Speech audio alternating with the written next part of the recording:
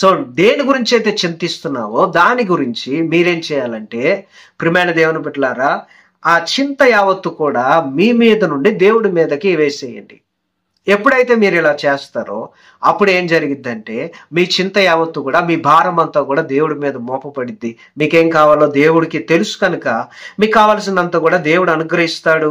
So మత్తయి సువార్త 6:25లో ప్రియమైన దేవుని బిడ్డలారా, దేవుడు ఈ విషయం గురించి మాట్లాడుతూ ఆయన చక్కగా ఏం చెప్పాడు అంటే, ఒకసారి చూడండి, ఏమి తిందుమో ఏమి త్రాగుదుమో అని మీ ప్రాణమును గూర్చైనను, మత్తయి సువార్త 6:20 అని మీ దేహమును గూర్చైనను చింతపడకుడి, ఆహారము కంటే ప్రాణం, వస్త్రం కంటే దేవుని గొప్పవి కావా? దేవుడు చెప్తున్నాడు, ఆకాశ పక్షులను చూడండి, అవి విత్తవు, కోయు, కొట్లలో కూర్చుకొనవు, అయినను మీ పరలోకపు తండ్రి వాటిని పోషించుచున్నాడు, మీరు వాటికంటే బహుశ్రేష్ఠులు కారా? ప్రియమైన దేవుని బిడ్డలారా, ఆకాశ పక్షులను ఒకసారి చూడండి. రియల్ గా మనం ఆకాశ పక్షులను చూస్తే ఎక్కడా కూడా ఆకాశ పక్షులు విత్తవు, రెండోది ఎక్కడ కూడా ఆకాశ పక్షులు కోయవు, మూడవది కొట్లలో కూర్చుకోవు, నాలుగవదిగా ప్రియమైన దేవుని బిడ్డలారా, అవి ఏమి చేయకపోయినా పరలోకమందున్న దేవుడు ఏం చేస్తున్నాడంట? పక్షులను దేవుడు పోషిస్తున్నాడంట. ఆకాశ పక్షులను దేవుడు పోషిస్తున్నాడంట. సో ఆకాశ పక్షుల కంటే నీవు నేను శ్రేష్టమైన వాడు. దేవుని చిత్తం లేకుండా ఒక పిచ్చుకైనా నశించిపోవటం అసాధ్యం. సో నీ తల వెంట్రుకలో ఒక వెంట్రుక కూడా రాలాలి అన్న దేవుడి చిత్తం లేనిది అది జరగదు. కాబట్టి నా ప్రియమైన దేవుని బిడ్డలారా, దేవుడు వాటిని పోషించుచున్నాడు. అందుకనే లేఖనాల్లో కూడా చక్కగా రాయబడి ఉన్నది. చూడండి ప్రియమైన దేవుని బిడ్డలారా, యోబు గ్రంథం 38:40లో ఏమని రాయబడి ఉన్నది అంటే, యోబు గ్రంథం 38:40, సింహము పిల్లలు తమ గుహలలో పండుకున్నప్పుడు, తమ గుహలలో పొంచి ఉండినప్పుడు నీవు వాటి ఆకలి తీర్చేదవా? తిండి లేక తిరుగులాడుచు కాకి పిల్లలు దేవునికి మొరపెట్టినప్పుడు కాకికి ఆహారం సిద్ధపరచువాడెవడు? చూడండి ప్రియమైన దేవుని బిడ్డలారా, సింహపు పిల్లలకి ఆకలి దేవుడు తీరుస్తాడట. అలాగే తిండి లేక తిరుగులాడుతున్న కాకి పిల్లలు దేవునికి మొర్రపెట్టినప్పుడు చూడండి, కాకి పిల్లలు గాని కాకులు గాని ఎలా గోల చేస్తాయి, ఎలాగా నాయిస్ క్రియేట్ చేస్తాయి. చాలా మంది వాటి యొక్క అరుపులు విన్నప్పుడు, వాటి యొక్క పలుకులు విన్నప్పుడు, అవి అరిసేటప్పుడు చాలా మంది ఏంటంటే ఏదో కీడు జరగబోతుంది, ఏదో తప్పిదం జరగబోతుంది, ఏదో రాబోతుంది, ఎవరో మరణం గురించి చెప్తుందని మనం అనుకుంటాం కాకుల గురించి. కానీ దేవుని యొక్క వాక్యం రాయబడి ఉన్నది, వాటికి ఆహారం కావాలని దేవునికి అవి మొర్రపెడుతున్నాయంట. ఆ కాకులు అరుస్తున్నాయి. ఆ అరుపులు దేని గురించి అంటే, ప్రియమైన దేవుని బిడ్డలారా, దేవుడికి అవి ప్రార్థన చేస్తున్నాయి. చూడండి, కీర్తన గ్రంథము 147:9 ఒకసారి మనం ధ్యానం చేసుకున్నట్లయితే, ప్రియమైన దేవుని బిడ్డలారా, 147 కీర్తన 9 పశువులకును అరచుచుండు పిల్ల కాకులకును ఆయన ఆహారం ఇచ్చేవాడు. పశువులకును అరచుచుండు పిల్ల కాకులకును ఆయన ఆహారం ఇచ్చేవాడు. పశువులకి అరుచుచుండు పిల్ల కాకులకి, కాకులు అరిచే కాకు పిల్లలకు కూడా దేవుడు ఆహారం ఇస్తాడట. అందుకనే పక్షుల కంటే మనం శ్రేష్టమైన వరము కావా?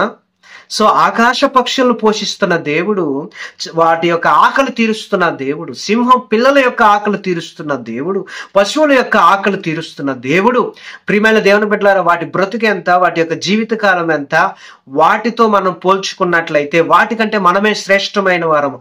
సో వాటినే దేవుడు అంత కేర్ తీసుకొని వాటికి ఆహారం ఇస్తున్నప్పుడు, వాటికి కావలసినవన్నీ కూడా ఇస్తున్నప్పుడు నీకు నాకు దేవుడు ఎవడా? ఇదే దేవుని యొక్క వాక్యంలో రాయబడి ఉన్నది. మరి ఒక మాట కూడా నేను మీకు జ్ఞాపకం చేస్తాను. చూడండి, కీర్తన గ్రంథం 104:27 ఒకసారి మనం చూసుకున్నట్లయితే, ప్రియమైన దేవుని బిడ్డలారా, చూడండి ప్రియమైన దేవుని బిడ్డలారా, కీర్తన గ్రంథం 104:27 తగిన కాలమున నీవు వాటికి ఆహారం ఇచ్చేదవని ఇవన్నీ నీ దయ కొరకు కనిపెట్టుచున్నవి. నీవు వాటికి పెట్టున్నది అవి కూర్చుకొనును. నీవు గుప్పిలి విప్పగా అవి మంచి వాటిని తిని తృప్తిపరచబడును. నీవు ముఖం మరుగు చేసుకొనగా అవి కలతపడును. నీవు వాటి ఊపిరి తీసివేయినప్పుడు అవి ప్రాణమును విడిచి మంటి పాలగును. నా ప్రియమైన దేవుని బిడ్డలారా, తగిన కాలమందు వాటికి ఆహారం ఇచ్చేదమని ఇవన్నీ కూడా దేవుని దయ కొరకు ఎదురు చూస్తున్నాయట.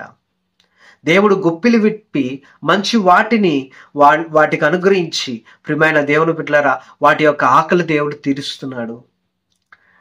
దేవుడు ముఖం మరుగు చేసుకున్నప్పుడు అవి కలతపడును, వాటి ఊపిరి తీసివేయినప్పుడు వాటి ప్రాణాలు మంటిపాలైపోతాయి. మంటిపాలైపోతాయి వాటి యొక్క ప్రాణాలు.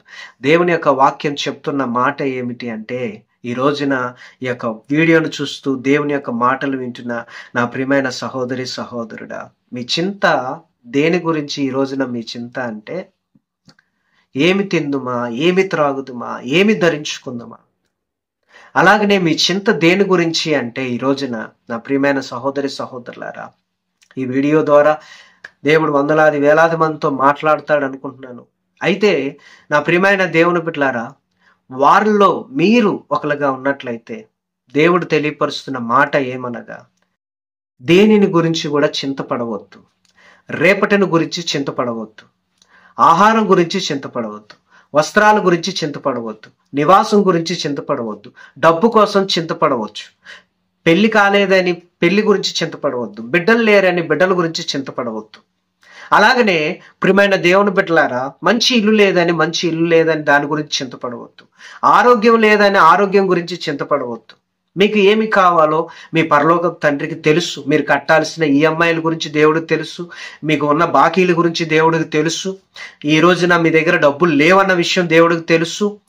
సో మీకు దేవుడు ఇస్తే తప్ప, ఆయన గుప్పిలు విప్పి ఇస్తే తప్ప మీరు తృప్తిపరచబడరని కూడా దేవుడికి తెలుసు. కావలసిన వాటన్నిటినీ కాగా క్రీస్తు యేసు యొక్క ఐశ్వర్యం చెప్పున క్రీస్తు మహిమలో ప్రతి అవసరం కూడా తీర్చబడుతుంది. క్రీస్తు యొక్క మహిమ ద్వారా ప్రతి అవసరాన్ని కూడా దేవుడు మీ జీవితంలో తీరుస్తాడు. మీకు కావలసిన ప్రతి దాన్ని దేవుడు మీకు ఇస్తాడు.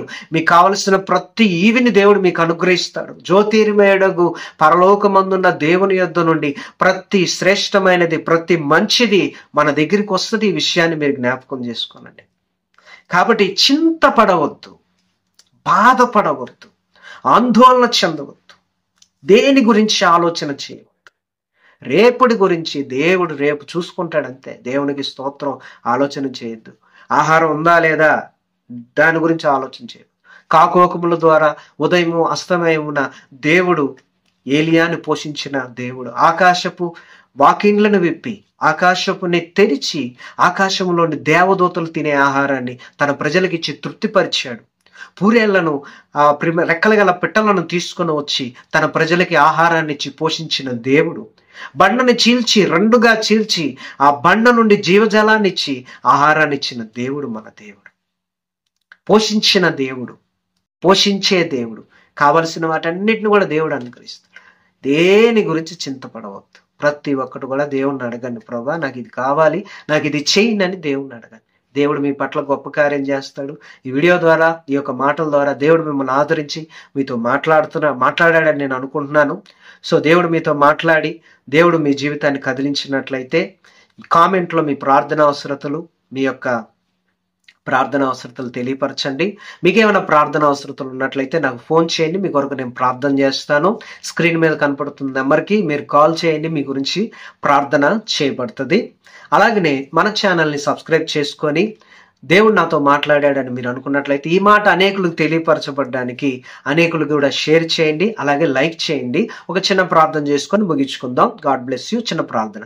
మహాపరిశుద్ధుడా, ఇదిగో ఈ యొక్క వాక్యాన్ని విన్న నీ కుమారుణ్ణి, నీ కుమార్తెని, నీ బిడ్డలను దీవించండి. చింత మొత్తం కూడా తొలగించండి. మనసులో ఉండి, హృదయంలో ఉండి ఆ చింత అంతా కూడా తొలగించండి. ప్రభా తండ్రి, నీ బిడ్డని, నీ బిడ్డ కుటుంబాన్ని దీవించి ఆశీర్వదించండి. బలమైన హస్తాన్ని నీ బిడ్డపై ఉంచండి. అపవాది క్రియలు, సాతాని క్రియలు లయపరచండి. మేలులతో, దీవెనలతో నీ బిడ్డను నింపి ముందును నడిపించమని ప్రార్థన చేస్తున్నాను. నీ శక్తి, నీ బలం నీ బిడ్డపై నుంచి నీ కృపలో భద్రపరచమని, నీ దయ కలిగిన హస్తాన్ని, ప్రేమ కలిగిన హస్తాన్ని నీ కుమారుని పైన, నీ కుమార్తె పై నుంచి ఈ యొక్క ప్రార్థన ద్వారా నీ బిడ్డను బలపరిచి ఆశీర్వదించమని యేసుక్రీస్తు నామమున పేరట స్తుతించి అడిగి వేడుకొని పొంది నాము తండ్రి. ఆమేన్, ఆమేన్. ప్రభువైన యేసుక్రీస్తు పేరట మీకు నా హృదయపూర్వకమైన వందనాలు. దేవుడు మిమ్మల్ని దీవించును గాక.